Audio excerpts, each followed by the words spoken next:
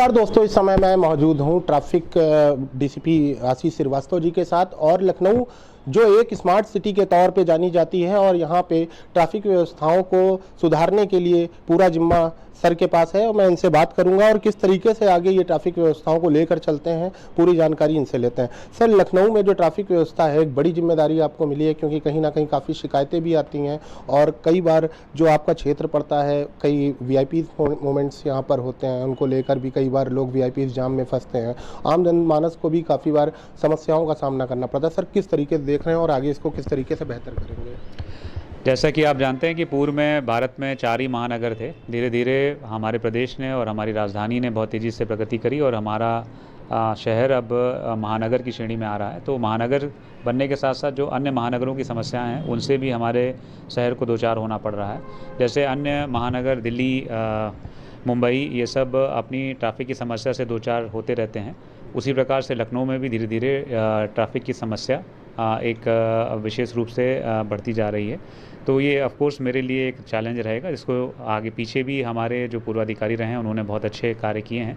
मैं भी जो अन्य महानगर हैं जहाँ पे इस तरह की समस्याएं रोज़ आ रही हैं, तो वहाँ के पुलिस के द्वारा क्या नित्य नए प्रयोग किए जा रहे हैं और उनमें से क्या सफलतम प्रयोग किए गए हैं, उन्हीं की तर्ज पे हम लोग यहाँ भी कोशिश करेंगे ऐसे सॉल्यूशन देने की, जिससे यहाँ की यातायात व्यवस्था अच्छी हो सके। सर, लखनऊ के जिलाधिकारी सुरपाल गंगवार जी और खुद प्रदेश के मुखिया योगी आदित्यनाथ जी द्वारा कई बार आदेश हुए हैं कि जो ये ई रिक्शों का मकड़जाल लखनऊ में फैला हुआ है, जिन कारणों से समस्याएं उत्पन्न होती हैं काफ़ी अधिक और एक्सीडेंट भी होते हैं, वो अभी भी सुधरने का नाम नहीं ले रहे हैं। इसको किस तरीके से देखते हैं? ये आपने बहुत अच्छी बात कही कि ई रिक्शा को लास्ट माइल कनेक्टिविटी के रूप में रखा गया था, इसीलिए ई रिक्शा का केवल रजिस्ट्रेशन होता है, उसको परमिट नहीं, रूट परमिट नहीं होता है कि वो कहीं भी चल सकते हैं। लेकिन उनके रूट परमिट ना होने की वजह से उनको कहीं कुछ चौराहों पर बहुत ज़्यादा तरीके से उनकी आबादी बढ़ती जा रही है।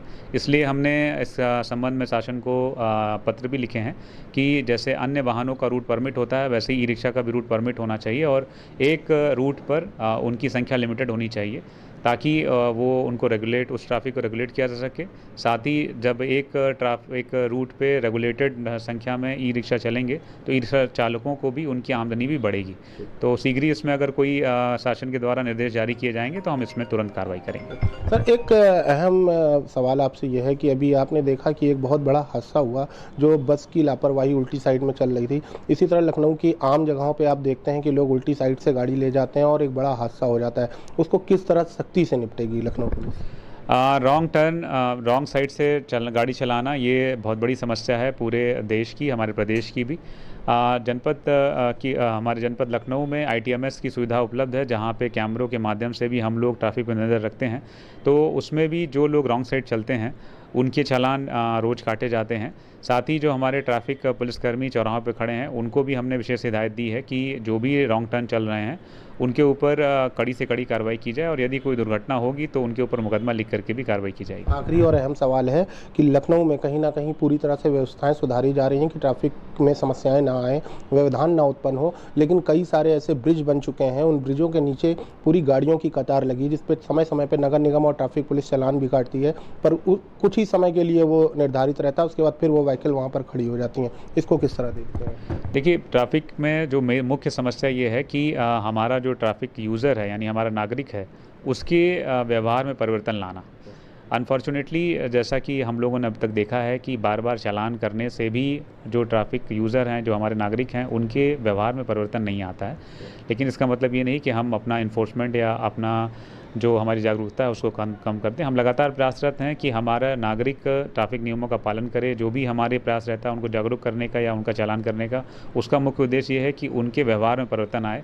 वो जो इस तरह की गलतियां कर रहे हैं वो ना करें, क्योंकि इस तरह की गलतियों से अन्य सभी जो लोग ट्रैफिक यूज़र्स हैं उन सबको परेशानी हो रही है। तो मेरी आशा है कि हमारा जो नित्य नई हम लोग जागरूकता करते हैं या इन्फोर्समेंट करते हैं, उसके माध्यम से लोगों में यातायात नियमों का पालन करने की आदत बिल्ड होगी।